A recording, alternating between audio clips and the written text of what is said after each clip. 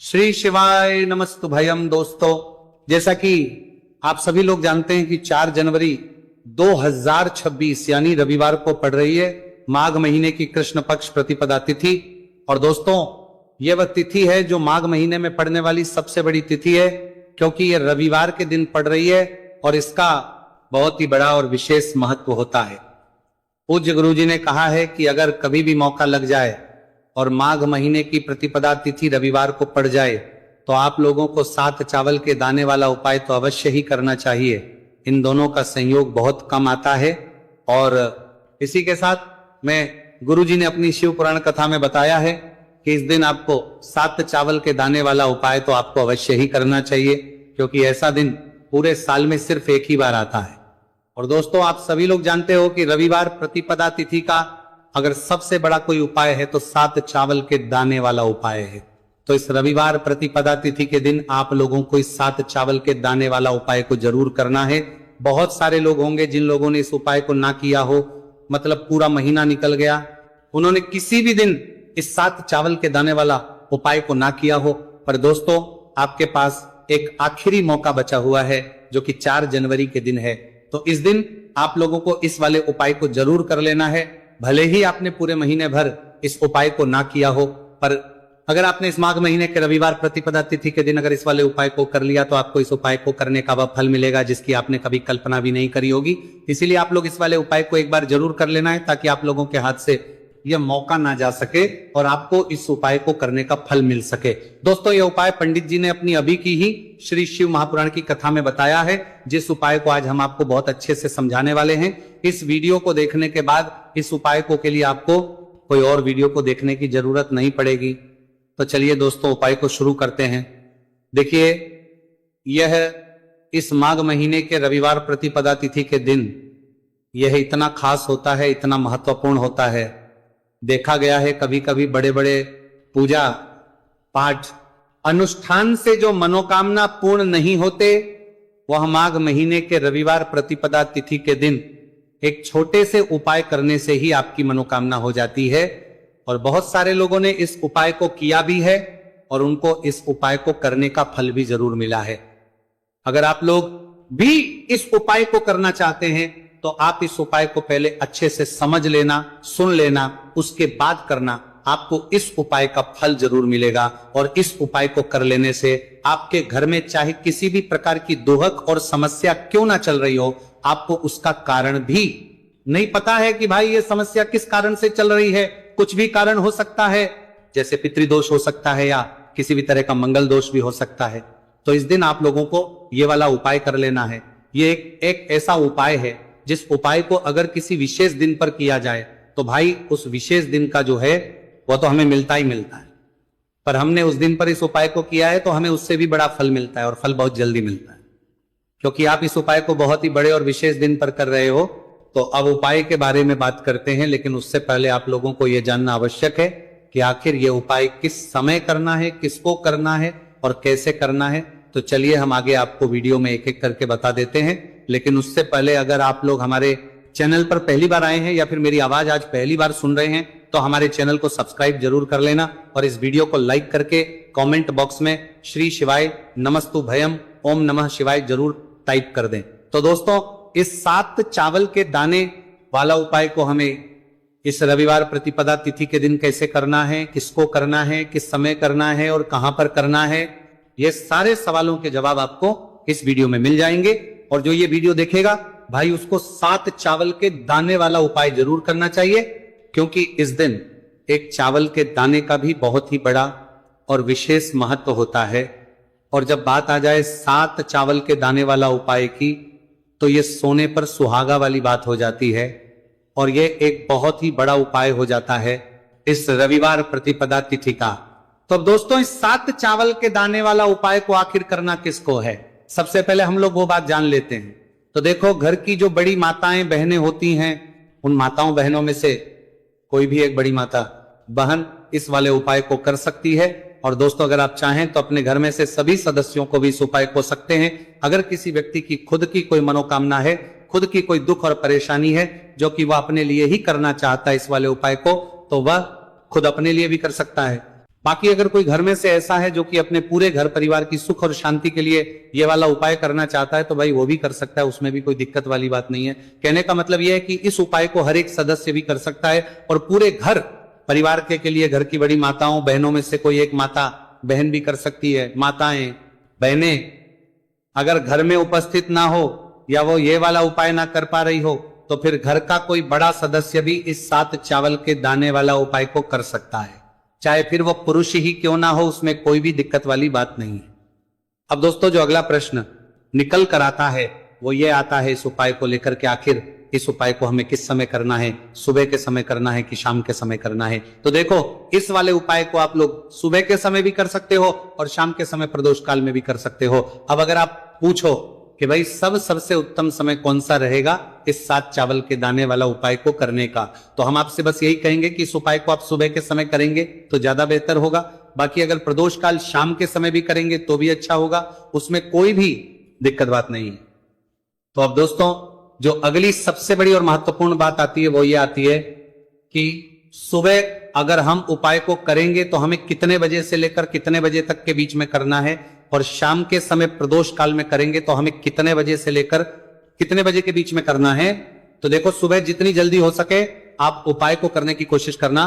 बाकी अगर किसी कारणवश लेट भी हो जाओ, थोड़ी देर भी हो जाए, तो 10 या 11 बजे तक भी आप उपाय कर लेना, पर 12 बजे से ज्यादा देरी ना हो, ठीक है, इस बात का ध्यान रखना।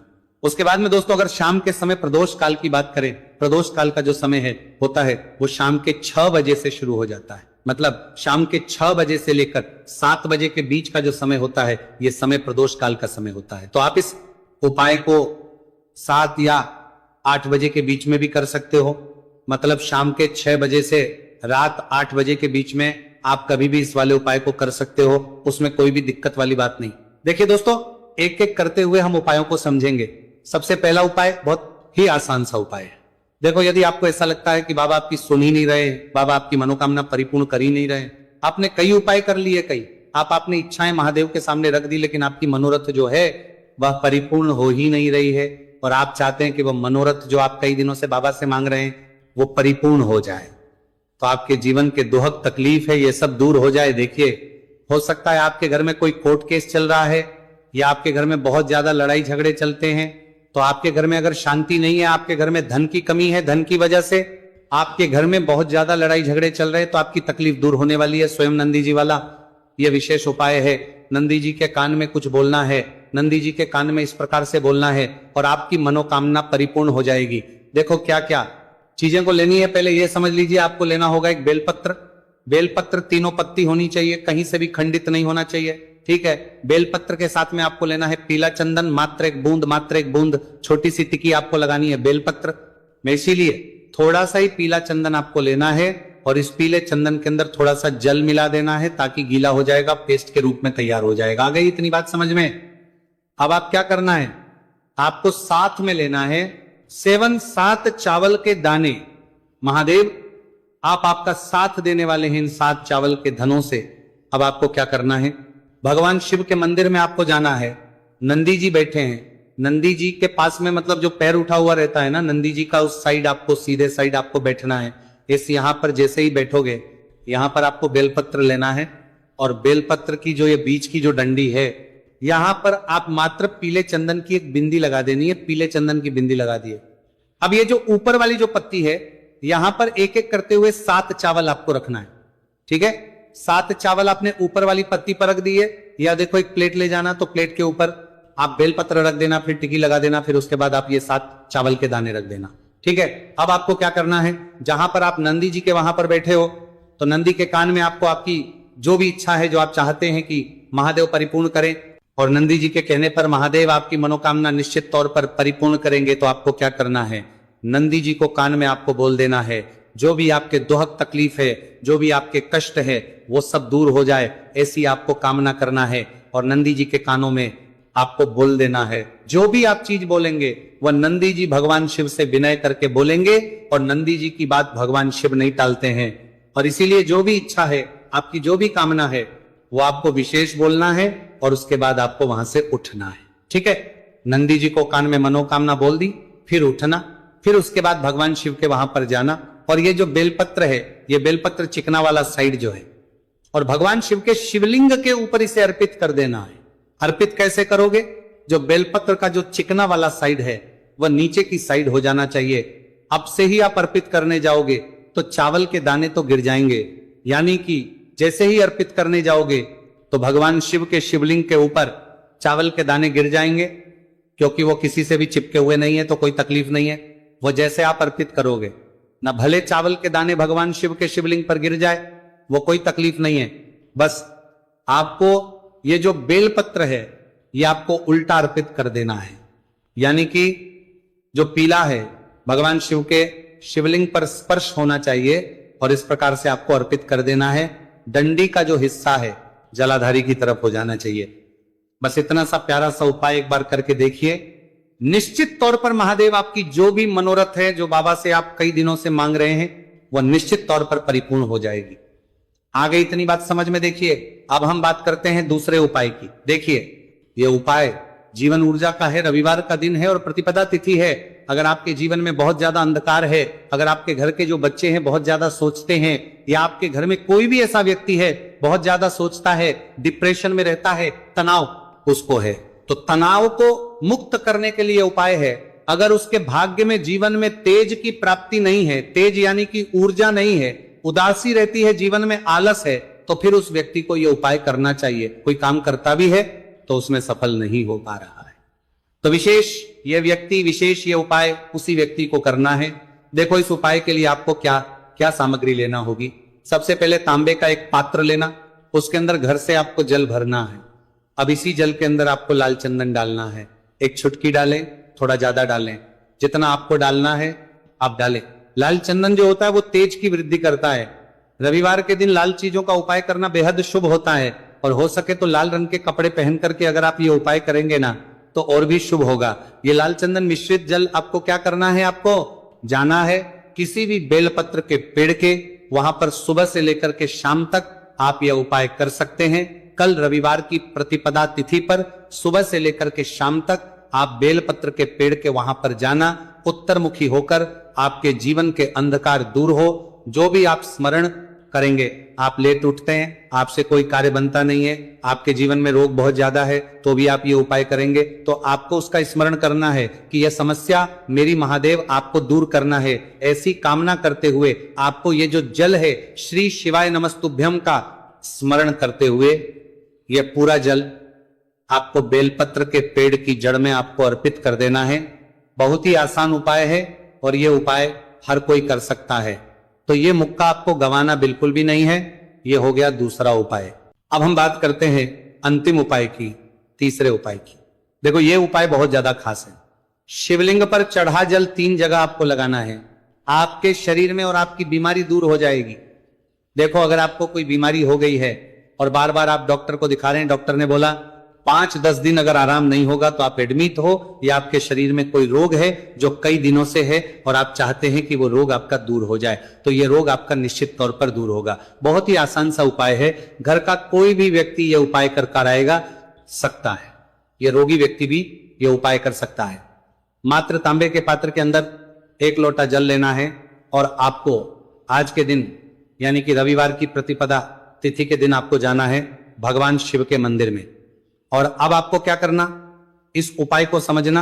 1 लोटा जल है, अब आपको भगवान शिव के शिवलिंग पर सबसे पहले गणेश जी के स्थान पर, कार्तिकेय जी के स्थान पर, माता अशोक सुंदरी वाले स्थान पर, पार्वती माता के हस्तकमल पर, फिर भगवान शिव के शिवलिंग पर आपको अर्पित कर देना है।